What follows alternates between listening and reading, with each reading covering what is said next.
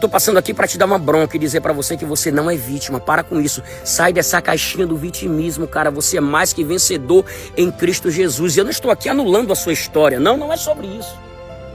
Eu sei que talvez você não teve mãe, não teve pai, não teve uma referência materna ou paterna. Em cada episódio da sua vida, cada capítulo da sua vida, na sua infância, adolescência, você passou na casa de um tio, de uma tia, e as pessoas humilharam, bateram, machucaram e abriram feridas tão profundas na sua alma que até hoje você carrega um vazio que é exatamente do tamanho de Deus. Acredite, eu sei o que é isso, mas isso não te dá o direito de se colocar no campo da vitimização. Você conseguiu até ser pai sem nunca ter tido um pai.